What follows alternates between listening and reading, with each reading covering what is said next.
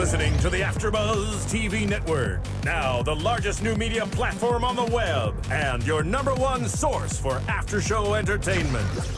Very good, Keith. Johnson.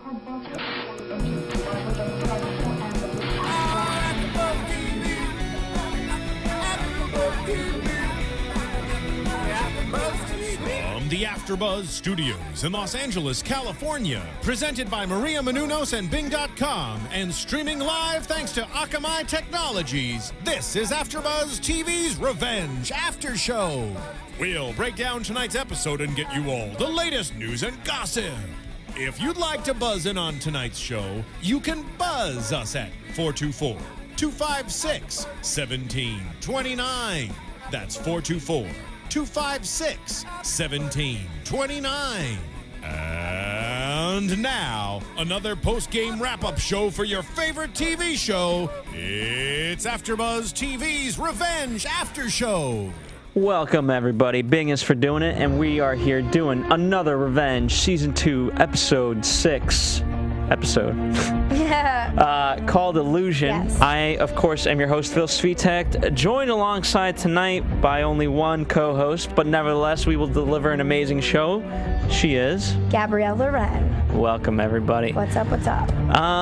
So, obviously, very, very good episode tonight. Lots to talk about, but I want to get started with Gabby's least favorite storyline.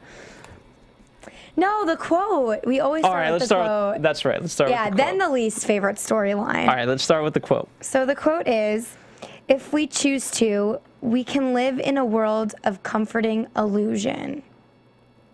And what do you think that means? I guess that's if you just start to believe your lies almost. You just are living in a world of lies that it just becomes a natural thing. You know what? Nothing's legitimate anymore. There's a pretty good quote. I forget who said it. It might have been... I'm not going to pretend to know who it is.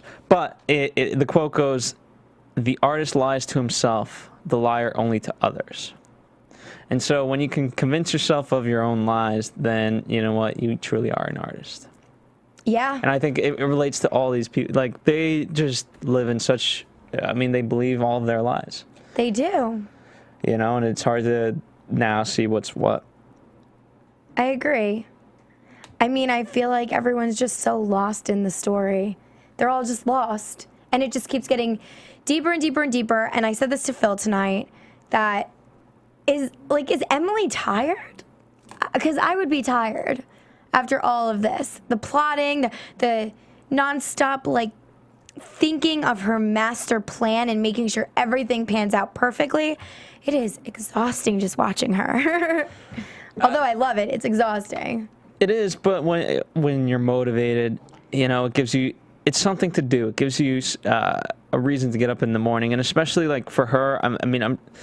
What she's tired of is that it's probably taken so long, but you know. But at the same time, I actually think maybe this quote relates to her because I feel like she's comfortable, probably. Yeah.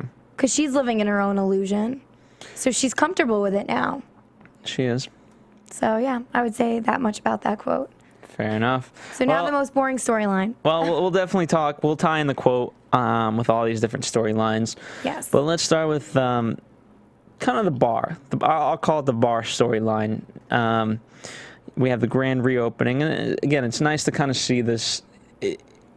It's good to see this good fortune happening to Jack and things like that. Obviously, here's the problem: he signed a deal with the devil, whose name is Kenny Ryan. Yes. Again, you know, it's kind of moving a little bit forward in terms of that. I still don't understand his motives. I would like to know a little bit about him. It's interesting how him and Declan are becoming kind of close. Right. You see kind of every episode they grow a little bit closer together. I almost wonder if this Kenny guy is part of the initiative. But why would they get involved with the bar? I just really cannot wait for that storyline to develop more because I'm very curious as to what his motive is. Yeah. But I think they're ultimately going to lose the bar probably. Yeah, I mean, it just sucks, especially... What a nice thing for Jack to do with Amanda. And I thought it was going really sour when, he said, like, hey, do you remember getting that thing? And she was like, remind me. Like, oh, God. Because this is the second time that, kind of her past has been brought up and she's had to make stuff up. But it went nicely. And then obviously, hey, it's a simple thing. It's change. One word can change everything. And then he proposes. And that was really a beautiful moment. Yeah, it was nice. Well said. But it's heading in, but that nice moment just makes me feel like we're headed into the ultimate destruction by Kenny Ryan. You think it's going to be destruction for the wedding too? No, not for the wedding, and just for the bar and his life. Yeah, I think because as he said tonight, Jack did. I've forgotten, how lively this place can be and how it's bringing me down, etc. Basically, his happiness is tied into the bar. Therefore, the bar is going away. Oh God, he's going to be destroyed. It's stressing me out. Yeah, that's like his baby besides Carl. Yeah. Is the bar. Which, by the way, thank you, fans, for letting us know that Carl was the father's name, and that's why they named him that. And in fact, it was a scene in Revenge. So we do apologize for that, but we thank you guys for participating and letting us know of our error. Yeah, we tend to forget things or miss things occasionally every now and then, so it's really nice to have you guys as an audience partake in the communication. That's right. Yeah. It's very hard to get up here It is. We're one of you guys, seriously. We are you, just sitting in front of a camera. Just more forgetful. And a little more forgetful. I'm just kidding. I mean, we all remember different things, but that's why it's great to be communicating with our audience, you guys. That's right. Yeah. And then, what did you think of Declan and Charlotte getting back together? I thought that was nice. Wah, wah. No. That's what I think. Well, I've never really liked Declan, to be honest with you. But at the very least, you know what? Charlotte I actually like. And so if it's going to bring happiness to Charlotte in some sort of weird way, then I'm for it. Not for Declan, for Charlotte. How about that? Is that acceptable? Yeah, you know what? I am happy all in all that they are together because Charlotte does need that stability in her life. She needs somebody that she actually is real with and can trust because she doesn't have that in her own family, in her own blood. No. So it's only stability she has. I think it's good. And it will keep their plot line going, hopefully. Yeah. Because I think it was dragging ever since they broke up. That was a problem. And what was nice? It was nice for him to sort of recognize in that moment, hey, I got to go. Because, yeah, I mean, I don't know if the former Declan would have done that or not. I'd like to think that he wouldn't have. He would have stayed with the bar and done what he needed to there. Right. But he just took off right away. She needs me. Yeah, I like that. It means he cares, and they're meant to be together for the time being. So I think it's good. And hopefully he can learn a thing or two from Jack about being, a good man. I mean, Jack's problem is that he's too good of a man. That is Jack's problem. You're right. He is. He's always trying to please everybody else. That's exactly what it is. He never thinks about himself. Yeah. And, just to kind of wrap up this storyline, well, this ties into Kenny Ryan, but, the liquor supply guy obviously being mad that he didn't get the sale or whatever, Do you think that guy's going to come back, or we're just going to kind of see it in a different reincarnation of... No, I think we're going to see that Jack losing all his network of friends and business partners. I think it's going to contribute to the falling apart of his business. Yeah. To show what this guy Kenny's capable of doing. He's going to ruin his relationship. So all in all, and not promising for the bar. Declan's, on the other hand, might be on the up and up. And hey, did they have sex? That was a very sensual, what I don't know, I forget what they said, but picture-wise, it said to me, "Come here, Declan, and take me." Oh my God. How slow was she, in pulling him? Come on. I'm sure they did, but clearly they cut for a reason. It's up to your own interpretation. It could have been something similar. I think they consummated the relationship. Did. I'm sure we'll find out in the next episode if they did. They'll probably start the scene off with them laying in bed or something. No, if he has a shit-eating grin, then he definitely. Yeah. Anyway. Sorry. Or when his brother questions, "Where were you last night?" And then he does the grin, throws up that grin. There you go. Guilty. All right. Let's get into the main part of all of this, the wedding.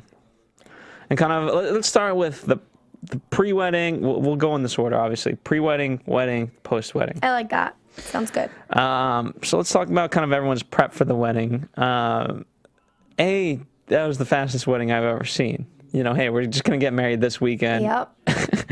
You know, hey, Thursday we decide to marry, Friday or whatever, Saturday, that's it. And I also love how Victoria's dress is like a dark color. It's just so symbolic of everything going on. What color, I mean, how would you describe that color? And this is where I get really angry because I don't know, like, the color descriptions other than, like, red, orange, you know what I mean? Like, other than the primary colors, I'm terrible. I would say it's like a brown gray. You don't have a creative term for that? You mean like a fashion term? Like if this was Crayola, which crayon would it be? And you have the 64 box set. Let's go. I don't know. That's a little difficult. How about darkness? Scheming. My God. I get the one woman who can't make up colors. Well, that's hard. Those are just like, I mean, anything dark, really, dark in nature. Evil. Brownish green. A mixture of that. I guess. All right. More brown gray for me. But obviously, I mean, not a lot of people knew about it. People just kind of getting invited last minute. Yeah, it was a very last minute thing. Like Conrad just wanted to get it over with so they couldn't testify against each other. Yeah. But at the same time, people had to be invited. So let's talk about Dan and Aiden. Oh, okay. You know, because I think he's the kind of first person that we see get invited in all of this. And of course, that also means, it means two things. A, I love how him and Daniel are kind of growing together. And then B, obviously out of that, he's like, can I bring a date? And then as soon as we heard that, we knew where this was headed. I just don't know why, knowing that Emily was the ex-fiance to Daniel, why he'd even try and bring her as a date if he wants his trust. Don't you think that it's kind of stepping on his toes by stepping on Daniel's toes by bringing the ex-fiance as his date, as Aiden's date?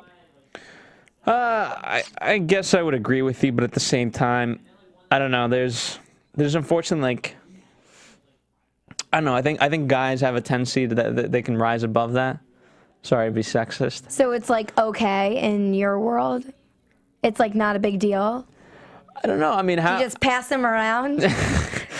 I mean, how do you think Dan should take it? And you know what's weird is that in some strange way, at least from everything that happened tonight, it's making Dan realize that he did make a mistake, and that she is worthy of, you know, someone that he should have stayed with. But he's jealous that she went with Aiden. So clearly he kind of was stepping on his toes, I guess, right? But again, it's forcing an action in Daniel to be like, hey, do you regret this? Part of a plan, I guess. I don't know. A bigger scheme. Could be. I mean, it got Emily to the wedding. Because doesn't Emily want Daniel's trust regardless? So in that sense, it works out for Emily because Daniel still has feelings kind of for her, or is still kind of speaking of the past. Yeah. Yeah, I mean, I agree. Also, you know, as he explains it, like, hey, he doesn't know anybody here apart from Ashley, and he's obviously not going to take Ashley. But did you catch Ashley's line? I did. Well, she pretty much said when she was dancing with Aiden, like, it seemed as if you two knew each other for a really long time, right? Yeah. Or for many years. Yeah. So I feel like Aiden is not so smart about his, I mean, I guess his, like, identity. Like, he's not being smart. He's that's also a reflection on Emily in that case. Yeah, but she doesn't know what's being said, and she doesn't really... you're right in some senses, yeah, I guess. No, but in that sense, I completely blame the way they're interacting together because it's the way they're interacting together. I mean, if that was the case, Emily would be like, hey, stop. You know, Right. we're coming off like we know each other. However, when your emotions are involved, you get distracted, right? That's true. According to Takeda. And yes, 2 small details. Yes. Yeah, right. The later on quote goes, you know, you have to, with your illusions, you have to be careful. Every detail must not go unturned. And obviously, we'll talk about the big mistake that Emily made, or it wasn't really her mistake, but it's a detail that she certainly overlooked. But this is another one, you know, that she's kind of overlooking because she's unaware of it. You know, and I mean, how do you become aware of a thing like that? I mean, Aware of what exactly? Of how she is interacting with Aiden. I mean, that. Because if you think about it, Aiden just kind of popped into the picture, was a, you know, person close to Takeda handling financial business. But that's like, I'm you know, making a case for your argument. They should be ultimately way more careful. They and should. Emily should know this. If not Exactly. Aiden, Emily should know this. She should, but that's why I think the emotions are playing a strong role in this. She's getting distracted and she's not really paying attention to the fine details and covering her back. Yeah. She's kind of forgetting that she still has to cover her illusion to everybody else. Yeah.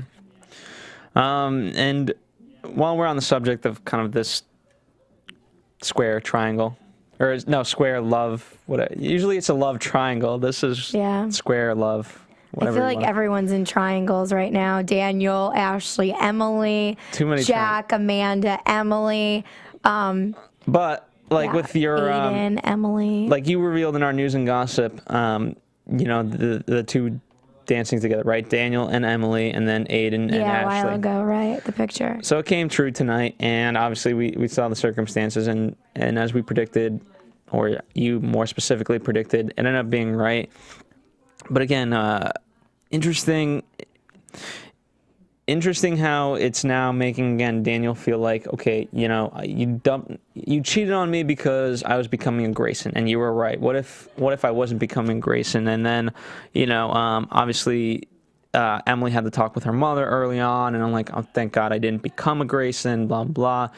And I think, you know, you mentioned it today, that I think she did have feelings for Daniel. Right, because she said to Aiden, I walked away because he pretty much was following in the footsteps of a Grayson. Yeah. But that was her reasoning for walking away. So it's not that she walked away just because it was her time in her illusion to walk away. But she actually had feelings for him, and she probably would have stuck it out if he proved himself. Yeah, I mean, you know, in season 1, you guys may remember I was saying that he was going to be the ultimate pawn in her thing, and he was just going to get played. But you know, he could have been an ally. He could have been an ally to take down the Graysons. Yeah. Yeah. But now his own family. Now he's an enemy. He is. He'll always be an enemy for the time being. All right. Let's talk about Conrad and Victoria. And obviously they both have their motives for getting married, as Charlotte gracefully points out. You know, I know what was her line? It was such brilliant. I know you both want to get married, but what about the why you want to get married? Yeah, she's like, I don't want to be a part of another PR stunt. Yeah. Yeah. So she knows something's going on, that there's a real reason behind the wedding, the renewal or whatever. Yeah. She knows there's a reason, and it's not just because they care about each other, because they don't. No.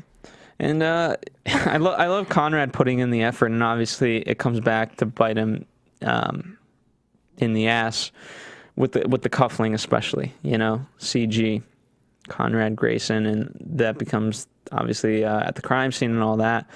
Now let's talk about the gun for a moment, because obviously it didn't The wedding gift. It didn't come into play quite yet tonight. You know, I mean, it sort of did when Conrad came back from bail and whatnot, but she didn't really fire it. You know what I mean? But like, Right. it's not a typical gun.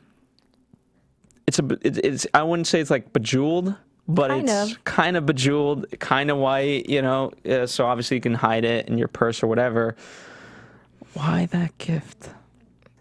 Well, he said it's for her to protect herself in case he wasn't able to. However, does Conrad really care if Victoria's protected? I feel like he kind of wants her dead. in some senses, even though he did save her from the plane. But I don't didn't really save her from the plane. Well, he did, because they had Gordon, right? It wasn't just a kidnapping, because it was a fake kidnapping. Didn't he make sure she was... Oh, he didn't know. No. You're right. He didn't save her from the plane. No, he didn't. And he knew that she was going to die if she got on the plane, because he said, Yeah, if you get on that plane... it'll be the last thing you do. Yeah. Yeah, actually, my bad for that. But so, yeah, why does he have regard for her life? Why did he give her a gun? Yeah, I mean, his That's quote... weird. I don't quite know what his motive with that was, you know, and maybe I'm reading too much into it, but... You know, just kind of weird. It is weird, because what does he think? At that point, everything was supposed to be smooth. Like, he didn't know he was going to be arrested for anything. Hey, Martin, I'm going to call on you. You in there, Martin? Yes, sir. All right. Is it bad luck to see your bride before you get married in her dress? And what does that equate to? Like 7 years bad luck? Like, what are we talking here? I don't know if it's bad luck, but it's becoming very popular for people to do that. It's called the first look. But at the same time, if they've already been married and they're just doing it again, does it really matter? No. It's the tradition. But it's not traditional to get married, divorce, and then marry again. So, like, you're already not being traditional. Fine. I just wanted some extra. That would have been a nice tie into, like, you know. You know what? I have a feeling that the gun thing, maybe there's something going... Because, you know, Conrad's had numerous meetings with the initiative previously and prior to his arrest.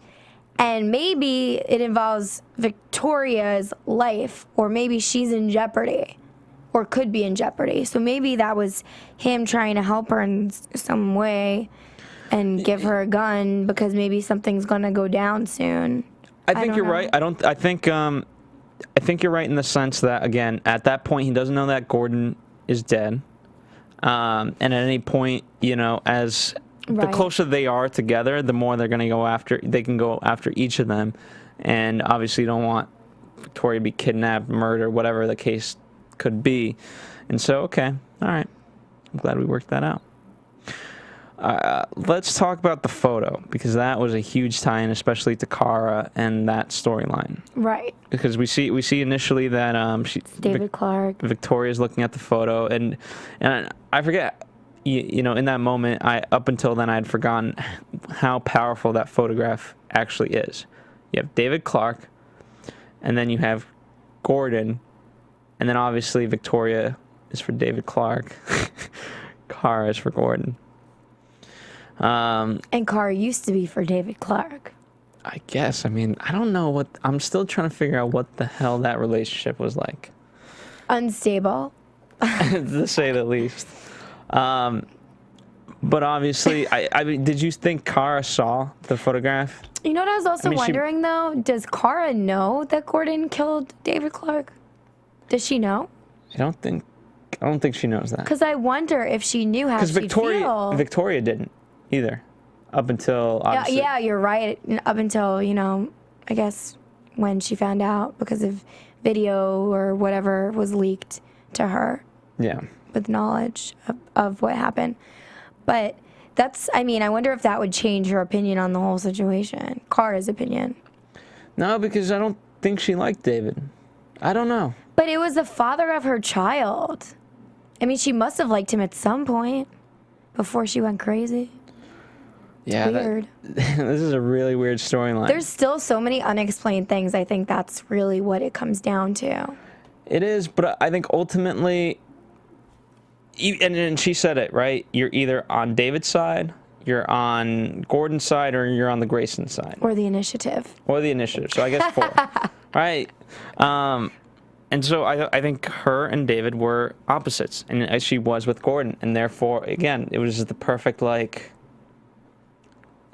awkwardness of, wow, Victoria and David Clarke, Kara and Gordon, one photograph, 2 women in a room, and then obviously Victoria tore up the piece so that when later on Kara is there, she only sees David Clarke on a jail bench.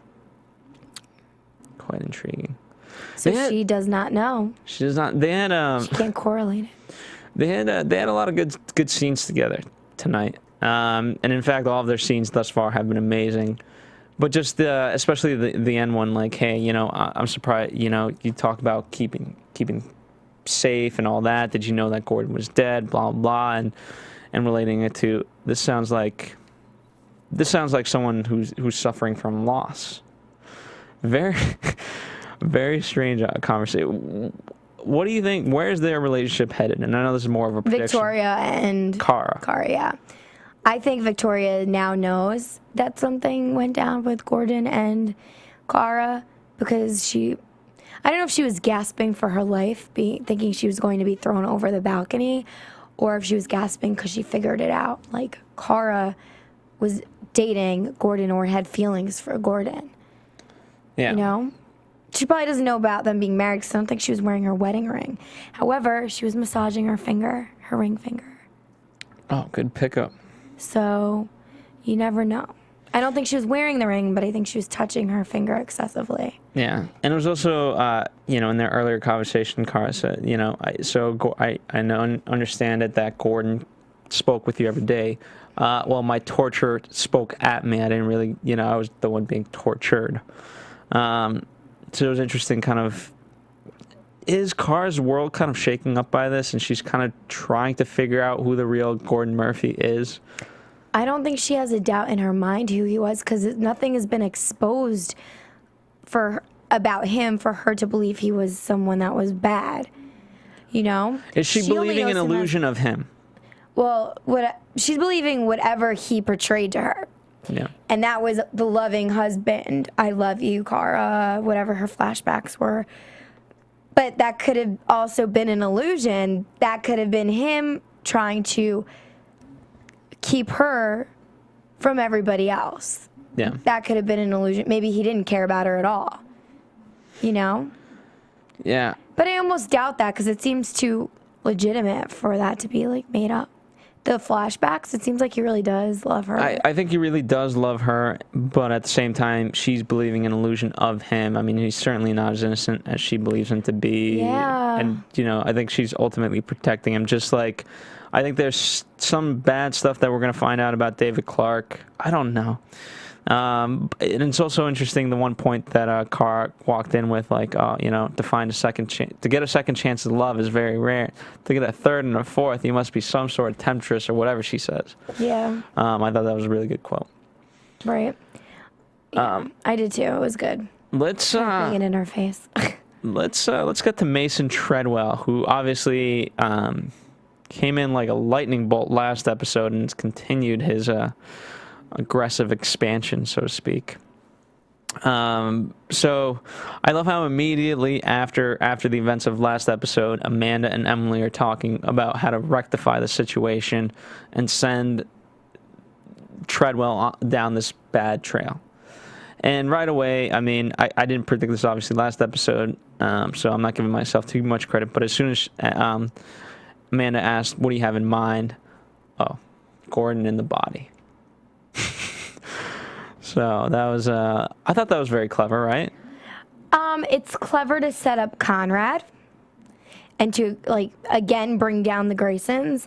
However, Mason keeps getting more information about what's going on behind the scenes.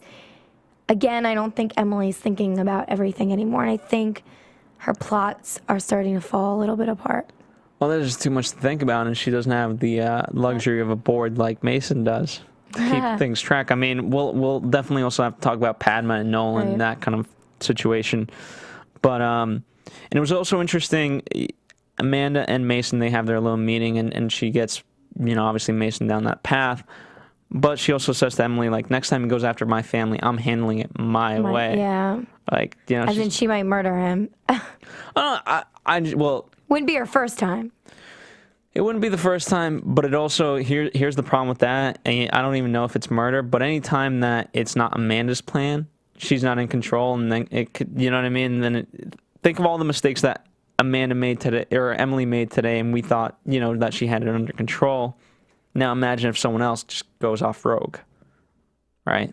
Well, that just might be the demise of Amanda at that point, because if Amanda decides to take it in her own hands, then people are just going to look at her if she gets set up, you know what I mean, as a murderer, and she's gonna ruin her own life. Yeah, but think of how tied in they are together. I mean, forget what Mason knows now. They're tied in, but I'm saying like in the public's eye, but if they find out she murdered somebody, yeah, she'll just be looked at like her father. She will, but Emily's gonna have to suffer the consequences because she's the godmother, right? So who's gonna have to take care of the child? And then like, did you know this? And Jack's gonna ask questions. Like it's a snowball effect. Yeah, but you know what? The whole idea, Emily said, was to also bring down Mason Treadwell. So I almost wonder what's going to be in it for Mason. Like, how are they going to bring him down? Yeah, and are they going to try and make it seem like he set up Conrad and it really wasn't Conrad who murdered Gordon? You know what I mean? Yeah. I wonder how they're going to do that. Yeah, and I thought that would kind of come out in this episode, especially at the wedding. We had a wink from Nolan to Emily, and then Emily to Aiden. I joked about it. We should do a wink where I wink to you, you wink to Martin, Martin winks to me. So that was my wink. Like we all know something's going on. Something is going on. You know what? Something is going on. Something is going on. I'm going to take this moment to tell you what's going on. Here at AfterBuzz TV, I've been reading the comments on iTunes. So thank you guys for doing that. It helps. Right now we're sitting at a 3.5. That's above average.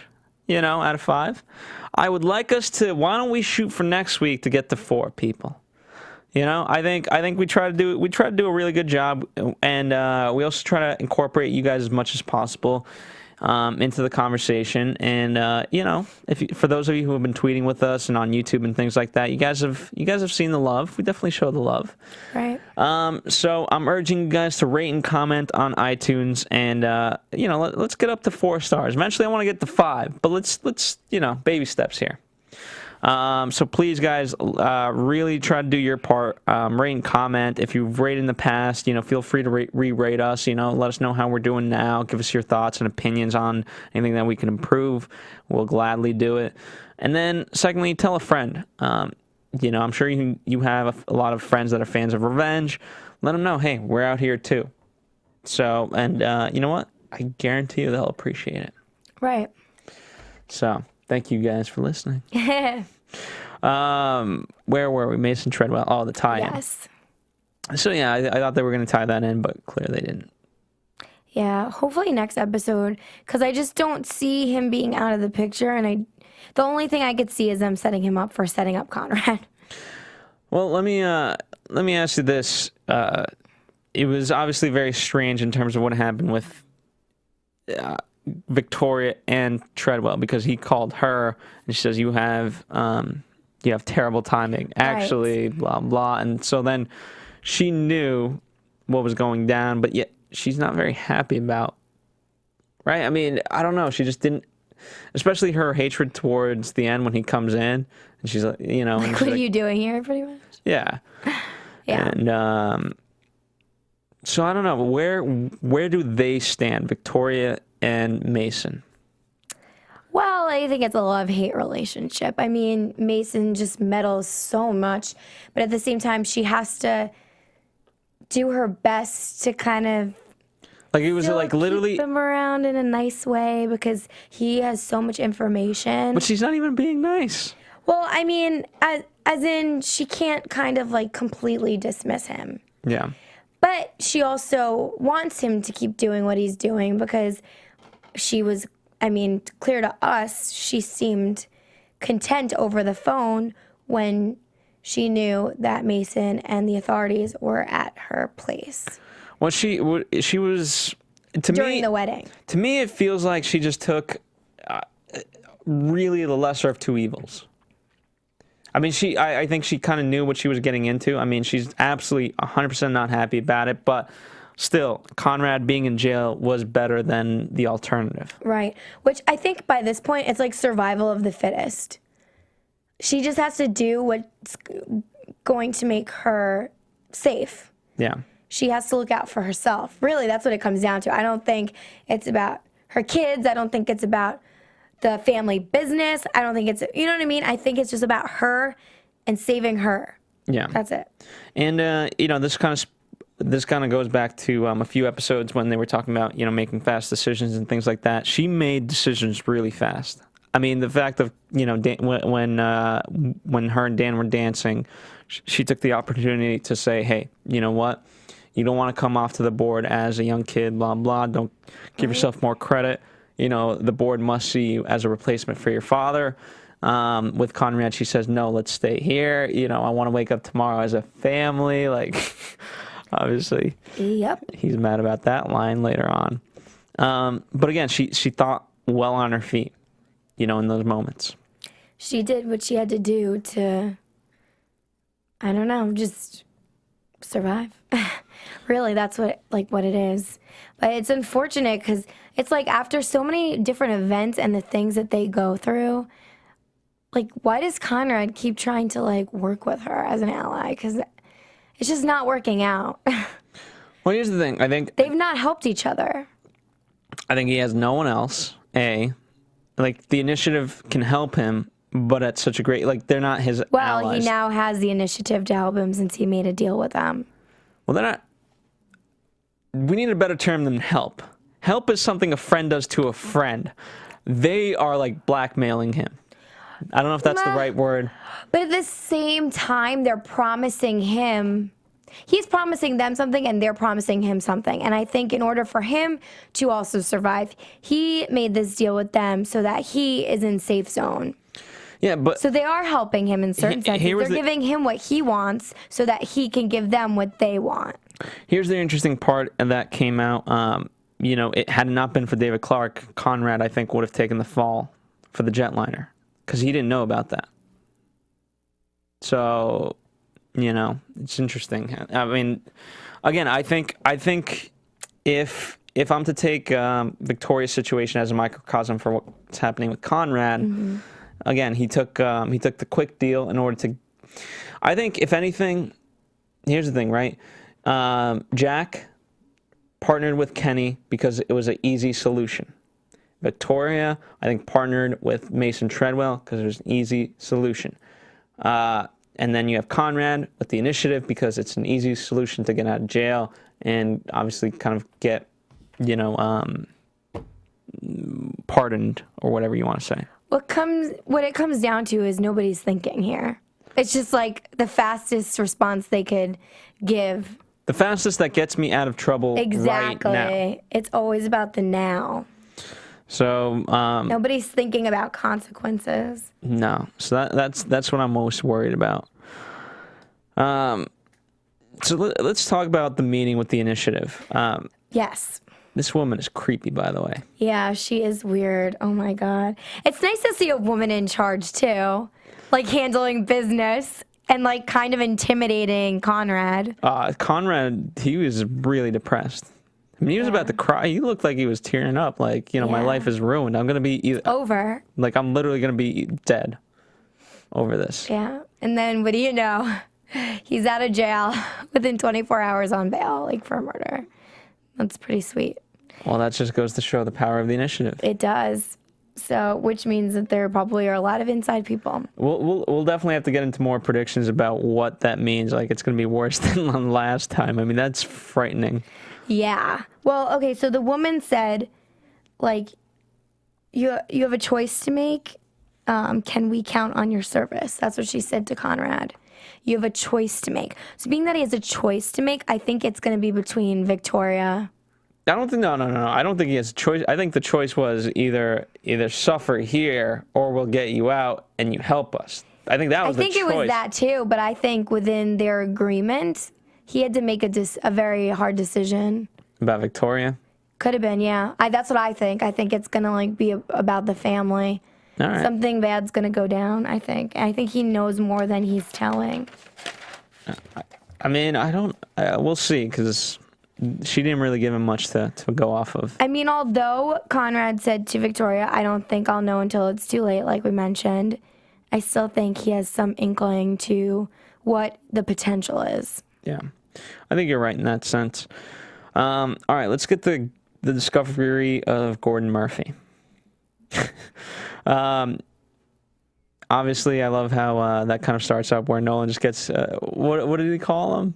Nolan? Hey, Mace. Oh, yeah, on the phone. He's like, Yeah, what up, Mace? yeah, I love how he just short terms his name like they're best friends. Yeah. He's so funny. That character, love it. Yeah, of course I can hack a phone. And then, again, we'll talk a little about Nolan's situation. But for now, Mace finds, he opens the door and he puts all the things together for the murder. And it's what he wanted. You know, it was sort of, you know, obviously Emily set it up, but in many ways it's what he wanted to come out of the illusion. Mason's more of like a detective, I feel like, than a journalist, because I feel like he's like a private investigator. Well, an investigative journalist kind of is that, don't you think?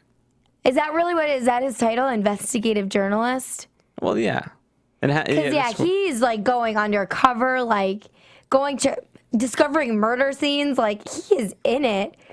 You know what I mean? Like, he's the definition of private investigator, except he's not so private when he approaches everybody. But no. But yeah, I mean, it puts all these things together, and then he definitely is smart. I mean, just pick.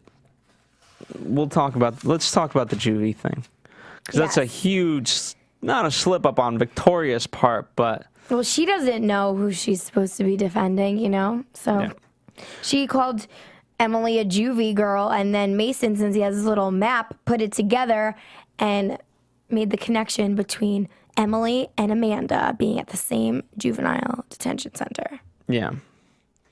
So very, very scary times. Yeah, so he's going to research that one.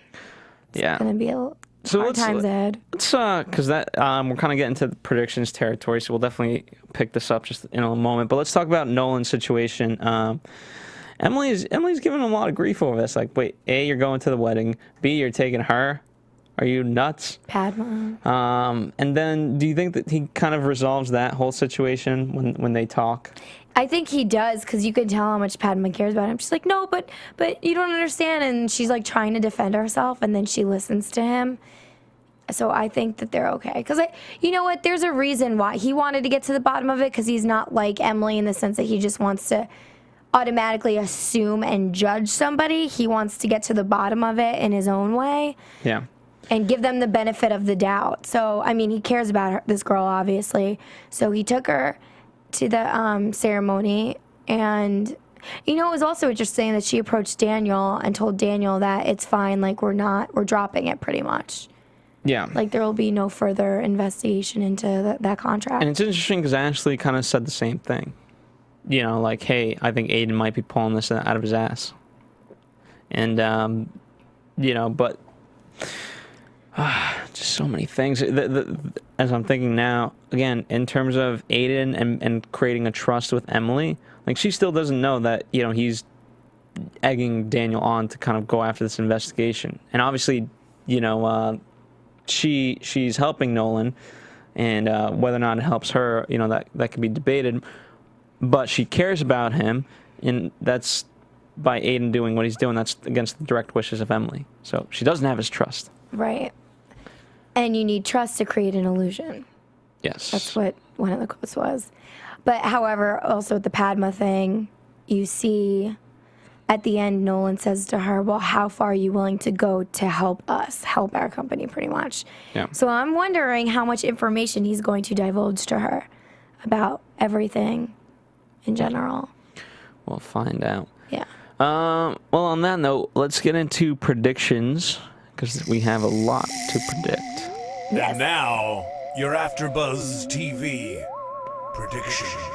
All right, let's start with Mason Treadwell, because that's the note we kind of left off on. Where does it go from here? Yikes. I think he either has to be murdered or someone's going to set him up for Gordon's murder. Who does he... Okay, let me ask you this.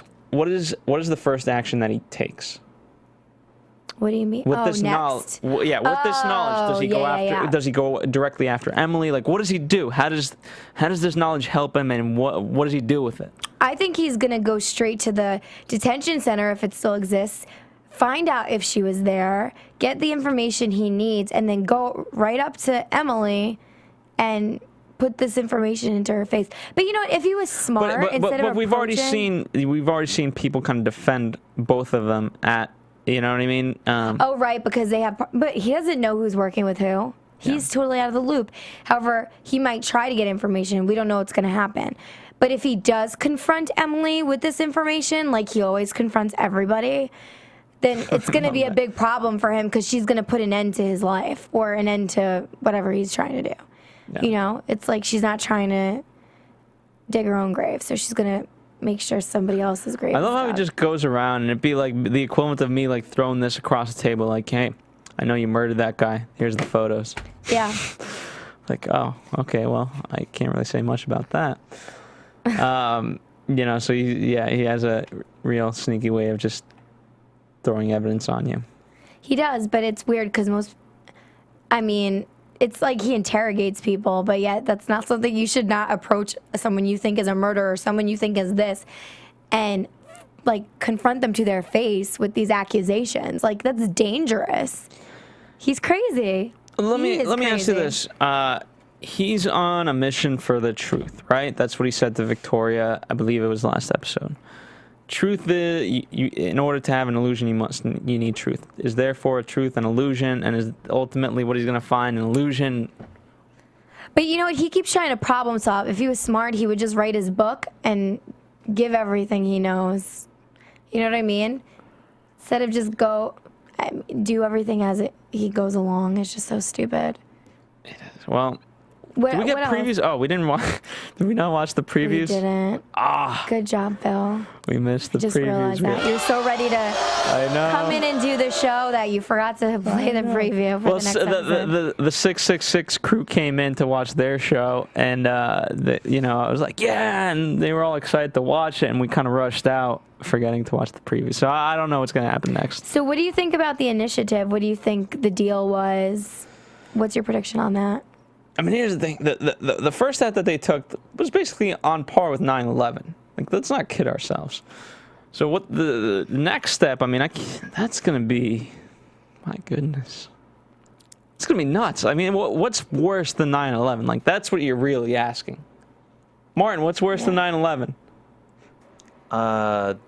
Nothing. Nothing yet, anyways. Thank God. Yeah, thank God, but nothing yet. I mean, they're going to have to, like, nuke a country or, like... But I think when he means worse, I think he means the jeopardizing people's lives that they know as opposed to, like, a massive... Like, I don't think he's even thinking of, like, the actual events of what took place on 9/11. I think he's just thinking about how they had to frame David Clarke.